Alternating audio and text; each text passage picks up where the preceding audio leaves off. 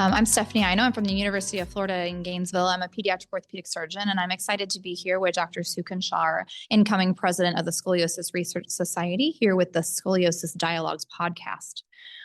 So I don't know if you want to introduce yourself, and we'll get started at asking you a bunch of questions. Thank you, Stephanie. It's a pleasure to be here.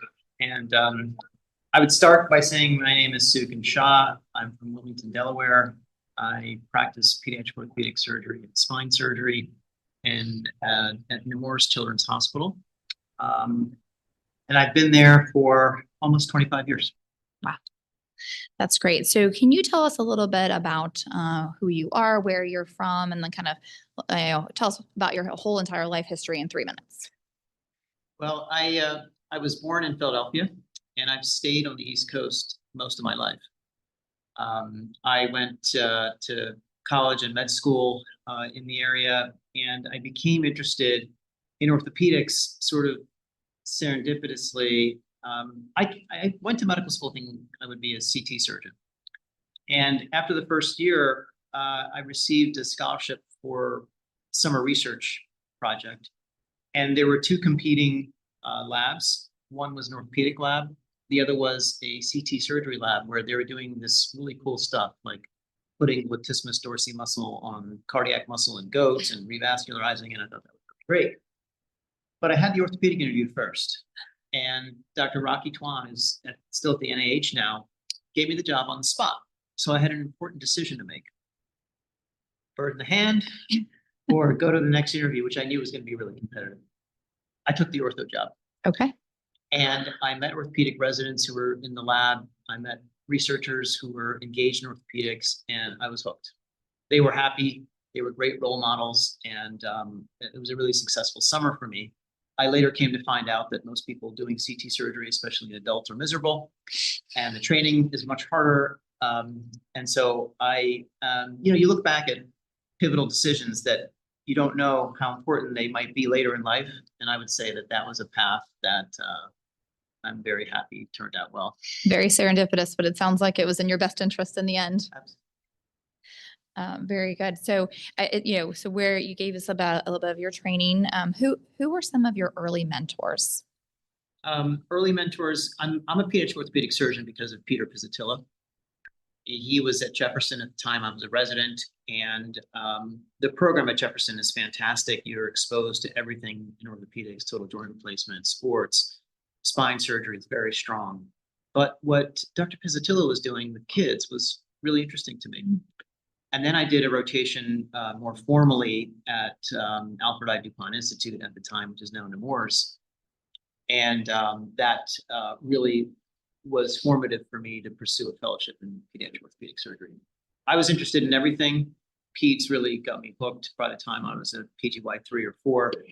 But Peter Pizzatilla was my early mentor, in addition to Dick Rothman, who was the chairman at the time, taught us about excellence, and Alex Vaccaro and Todd Albert, who I'm sure you've heard of, were my spine mentors and have taken great care of me even to this day in terms of sponsorship, allyship, and mentorship.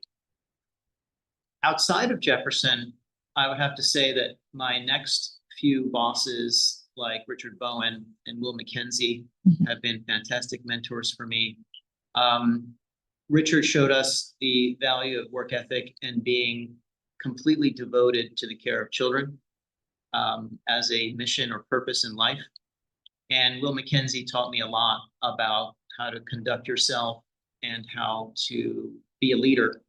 And his style is very eyes on, hands off, and gave me a lot of autonomy and mastery. So I'm forever grateful for that. I think it's also important to have external mentors. Randy Betts and Paul Sponseller, respectively, north and south of me in Wilmington, took great care of me. You can imagine that they were giants in the field, and second opinions were up and down 95 constantly. They were very supportive of me when I was younger, got me involved in the harm study group, and again, to this day, are very supportive. And I cannot leave this conversation without mentioning Peter Newton, who has done a tremendous amount for me, our field, the harm study group, and I owe a debt of gratitude to him. So when did you get involved more so with the Scoliosis Research Society and kind of start your focus in spine? Most people don't know that you can actually join the society as a candidate member, even as a fellow. It is not, I think a common misconception is you need to be board certified. You actually can be board eligible and you can apply your fellowship year. We encourage all of our fellows to apply. I think all fellowship directors should encourage their fellows to apply at that very engaging, formative period of their life. So I was a candidate member in 2001. I've been active in society for more than 20 years. Obviously, my mentors supported me. I got some very early exposure on the podium with the research we were doing. And then I got on the board through an initiative of Larry Lenke. Larry had the foresight to engage younger members on the board. And he established a position where you had to be less than 45 years old as a stipulation or a prerequisite for the position. I got on the board through that loophole when Rick McCarthy was the nominating committee chair. And it was fantastic to be exposed to the inner workings of the society. And that's when I really became engaged in the leadership in the society. And as you know, certain things are prerequisites to the next thing and to the next thing. So getting on the board at an early age was a great step forward in getting more and more involved in society. So you have a big year coming up as SRS President. What advice have you received from some of the past members of the presidential line that you feel is going to be most valuable and help you? Well, you can imagine that the past presidents are a very engaged group of men and women. You get a lot of advice, solicited and unsolicited. And I'm very careful to listen to the elders because they share a common purpose that we want this society to thrive and do the important work that is so vital to patients with spinal deformity and to carry out the mission. So many folks have said it's a very difficult, hard job. It's a big job, but it's very fulfilling, and I found that to be true already. I think you need an organizational structure in place to manage your time and your other responsibilities. Obviously, we all have day jobs. Mm-hmm. I continue to be inspired by the enthusiasm and engagement with truly a volunteer network of people that are giving of their time and energy when they could be doing something else, frankly. The staff has been awesome.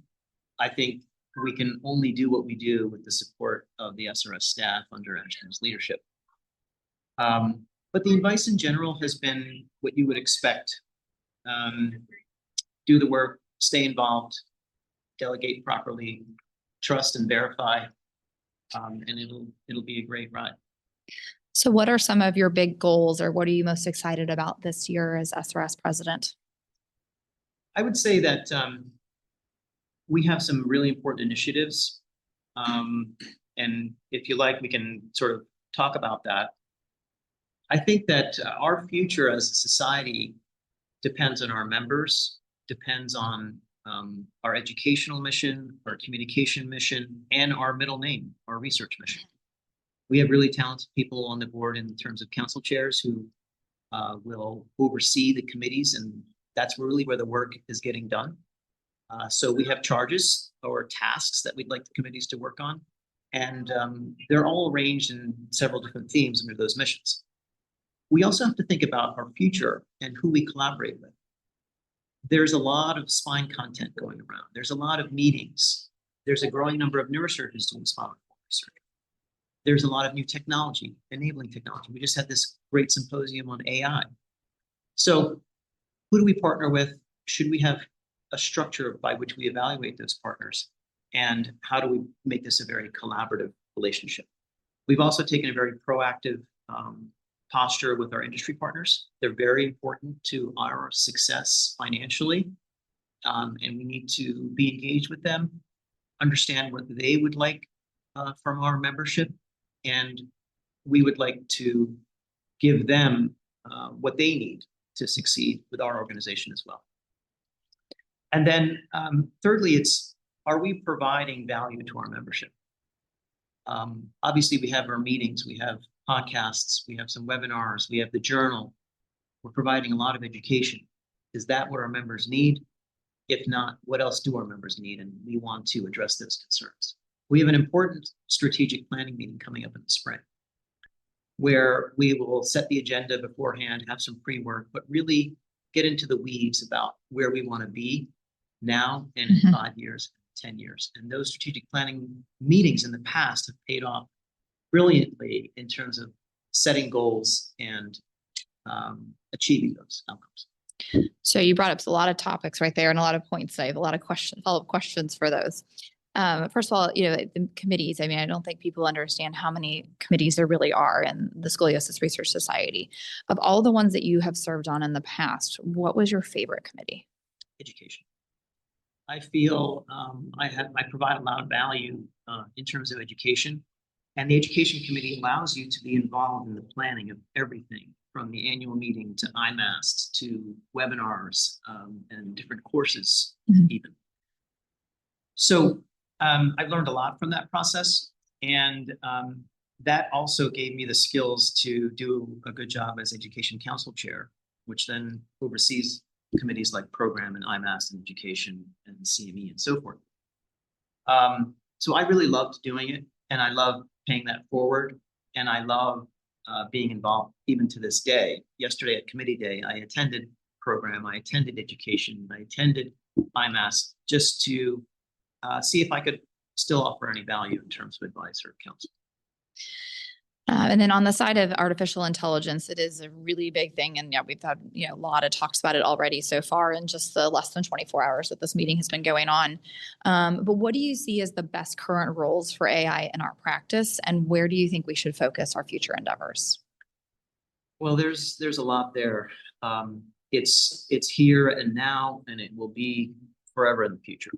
I think the simple things like predictive analyses and automated measurement of X-rays and predicting risk factors on the risk factor calculator, all that. We're using that now, right? Generative AI, where we now have a plan for that patient customized by the machine learning, looking at a cluster of those similar patients and then prescribing a treatment plan is going to be great. So that's a decision-making tool.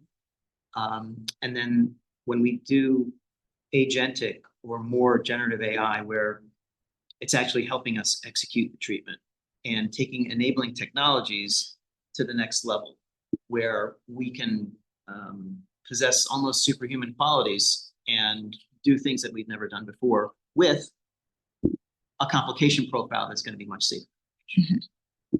That's really important about keeping our mind on safety and our focus on safety with all the AI and enabling technologies that we have. And there are serious ethical concerns too. I think that was brought up in the last few minutes of the symposium, where we are signed on to accept these things as truth.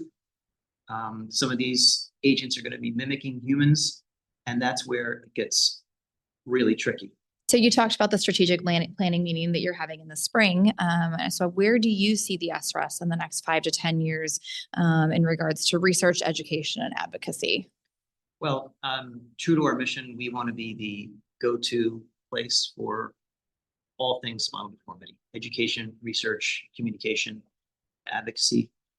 It's hard to satisfy all those missions. I would say that in research, we're doing a fantastic job. We have a really robust research portfolio from grants that come in from various members and investigators. But where we've been very successful to date are with 2 directed research proposals, where the Research Task Force and Research Council set the agenda. What are the necessary questions that we need answered for our patients? Long-term follow-up, a proper assessment or outcomes tool for adult spinal deformity. Those are the 2 directed research proposals that have been met with tremendous success, where very talented investigators have assembled a multi-center cohort and are underway on both of these trials now, where we can gain the essential knowledge for our patients.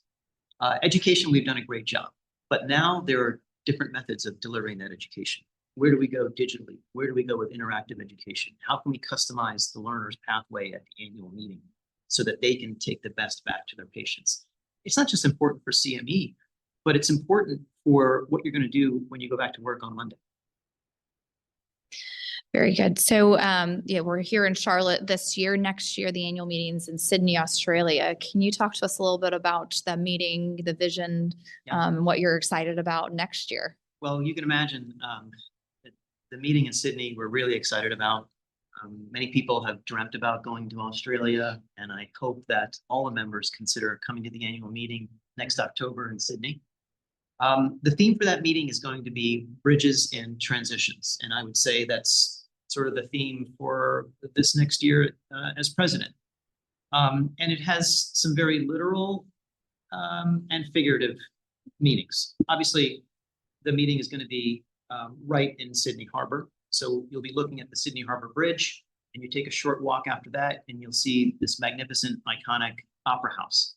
And all of our promotional material involves those two structures. But bridges and transitions also have a figurative meaning in terms of who do we bridge and collaborate with in terms of other societies, Eurospine, the Joint Section for Neurosurgery Meeting, POSNA, all of these other societies. I think we can help each other in terms of spinal education and research. So that's one bridge. The other is the transitions part. All of us are transitioning through our career. We were trainees, we were early career, mid-career. Now we're transitioning perhaps into another phase as you think about, not being a surgeon anymore. Are you a consultant? Are you a leader? Are you an administrator? I think we want to provide education in all of those different pathways. And the other literal thing about transitions are transition zones of the spine: occipitocervical, cervicothoracic, thoracolumbar, lumbosacral. That's really where all the action is happening, right? Well, I've charged the education committee with organizing that as a theme in terms of our education. How do we handle the complications? How do we prevent the complications? And how do we best equip our membership with dealing with those pathologies? So I'm super excited about that as a theme, and we will use that in the programming, in the education, in the promotional materials. And I think as I've sort of talked to people about this, I think it's something that people can get behind. And I want to invite everybody to the annual meeting in Sydney, Australia, next October 2026. If that doesn't motivate you to get your research done in the next few months, I don't know what else will. So I'd like you last question is, can you just, summarize in one sentence what your motto is for this next year? Well, I would go back to bridges and transitions. We're going to use the strategic planning meeting to figure out that bridge to the next 5 years. What are the transition points? Educationally, we talked about those various transitions, and I'm living it, right? I've been involved with this organization for more than 2 decades. I've been a practicing pediatric spine surgeon for a little bit longer than that. What am I going to do next? What should I be thinking about now to have success in 5 or 10 years? And I'm not the only one that shares that concern or anxiety. And I want to equip everybody from the early learner all the way to someone who is looking at retirement to be the best version of themselves. Well, thank you so much. This was awesome. I learned a lot actually just sitting here listening to you for the last 15 minutes. And I appreciate you taking your time, and good luck. Thank you, Stephanie. I think you're a very adept interviewer and made this very easy. Thanks.